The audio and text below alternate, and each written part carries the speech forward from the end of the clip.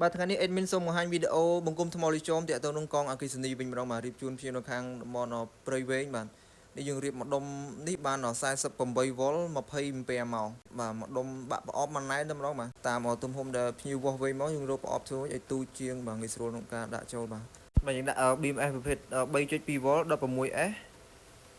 current អាំពែ50 អាំពែអញ្ចឹងវាអាចអូសម៉ូទ័ររហូតដល់ 2000 វ៉ាត់បាទ 2000 វ៉ាត់ចុះក្រោមបានបាទហើយការផ្សារភ្ជាប់ក្បាលប៉ូលថ្មពីមួយទៅមួយបាទស៊េរីខ្នែង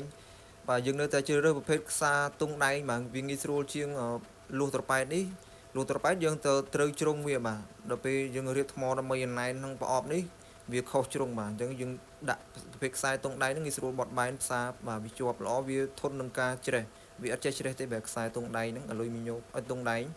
បាទហើយការផ្សារភ្ជាប់មិនមែនចេះតែផ្សារបាទផ្សារភ្លើងគីឡូរ៉ូតអត់ជាប់ទេបាទខ្ញុំសាកល្បងហើយវាកក់សំណបាទខ្ញុំផ្សារសិតតែប្រភេទ inverter ប្រភេទភ្លើងបន្សុទ្ធល្អបាទដាក់ទៅរលាយសាច់ជាប់ល្អបាទស្ទឹកសំណហ្នឹង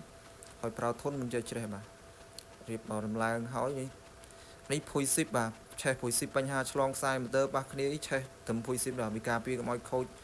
ឆេះ BMS ឆេះខ្សែក្នុងឬខូចថ្មបាទយើងផ្លាស់ប្ដូរទៅភុយស៊ីបទៅប្រើបានទៀតបន្ទាប់ហើយយើងវាស់ភ្លើងមើលបាទគឺអូខេ53 វ៉ុលជាងបើសាកពេញ54 វ៉ុលជាង55 វ៉ុលបាទវ៉ុលវាខ្ពស់វាខ្លាំងជាងមុនហើយទម្ងន់ដោយសារវាទម្ងន់ស្រាលបាទអគុយដើមរបស់គាត់25 ម៉ោងទម្ងន់អគុយមួយ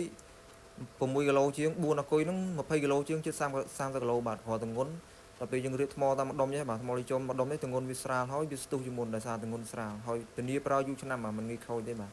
ដោយសារវា BMS blend ថ្មការពារថ្មប្រើបានយូរឆ្នាំ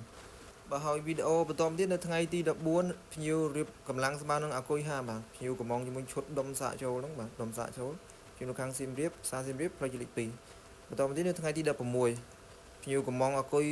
កំពុងបាញ់ថ្នាំបាទគាត់យកកម្លាំងស្មើនឹងចិត្តគុណនឹង2ដងបាទវាប្រហែលគុណ2ដងពួកអគុយដើមកំពុងបាញ់ថ្នាំតែ8 អាំពែម៉ោង7 អាំពែជាង8 អាំពែម៉ោង12 វ៉ុលនេះយើងរៀបបាន14 អាំពែម៉ោងបាទ13.5 អាំពែម៉ោង